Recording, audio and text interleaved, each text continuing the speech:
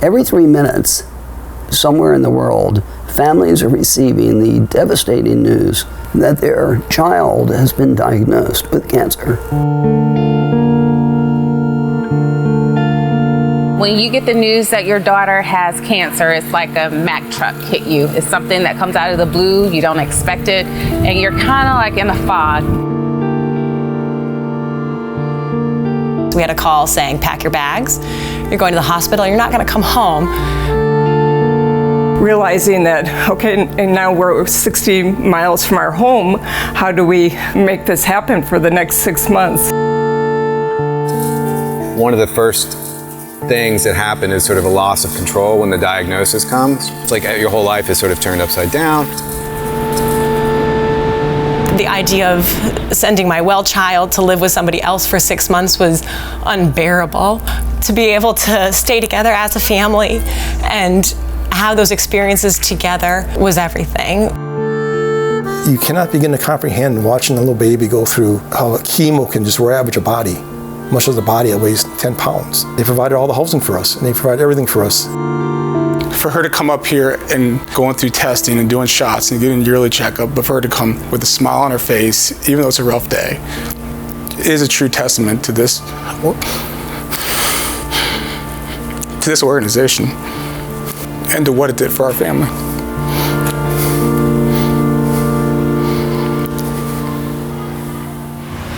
My cancer was a tumor in my spine. They called my parents on the phone and said, Kate has cancer. And on that walk home, they were like, you have cancer. And I was like, that sucks. But I had no clue what cancer meant at the time. I had T-cell leukemia, ALL. Thank goodness it was in the summer, so I hadn't started school yet. Even though it's a terrible experience to be going through, yeah, some days you'll have bad days, but otherwise, I'm living my best life. Anything that I want to do, I'm gonna do it.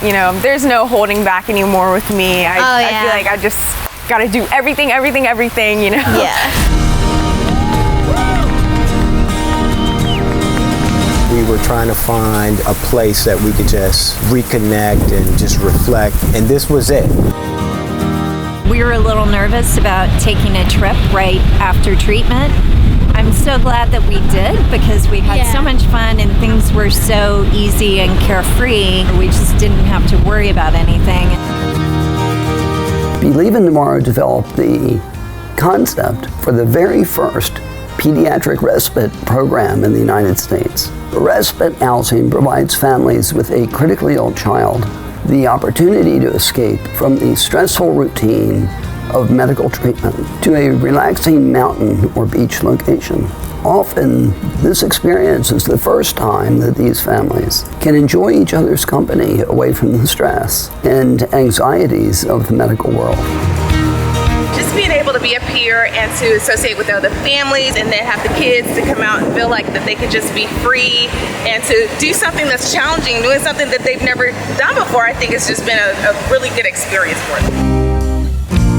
It was great to be together as a family doing something fun, not near a hospital, not worried about appointments, to just spend time together and relax together.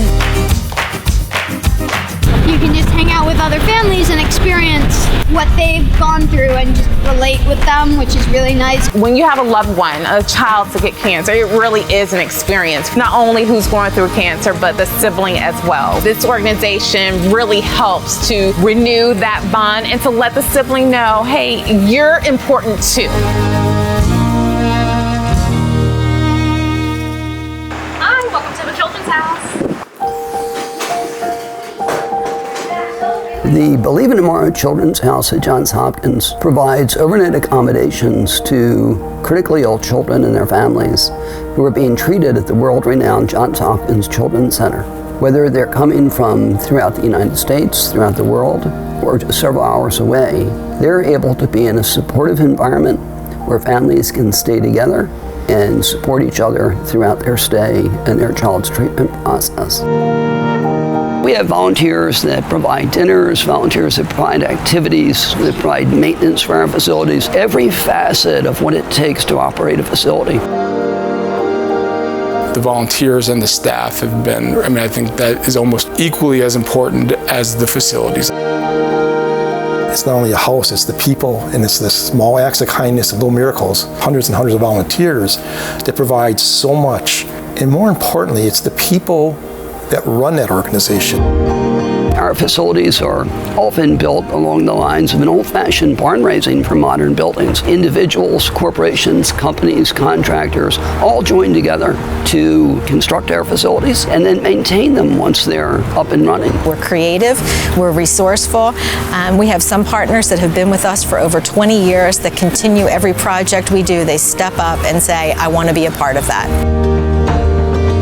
We are determined to expand our respite housing program throughout the United States in order to serve many more families in need of our respite services. We want to expand beyond the East Coast area, the Mid-Atlantic area, and go down south, go out to the West Coast. We have waiting lists in all of our respite housing programs, and we want to address that need.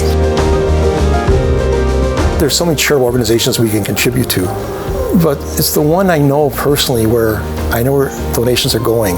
Donors should feel very comfortable in giving to Believe in Tomorrow because 95 cents of every dollar donated goes directly to support our programs and services, meaning we're able to give it back to the families. You feel embraced. You feel like there are people that really care and want to support you in your journey. So this has been phenomenal, as I said. This is great.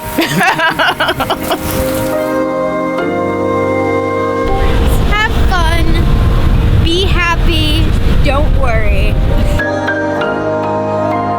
It's been a wonderful experience, and I can't wait for tomorrow, and the next day, and the next day.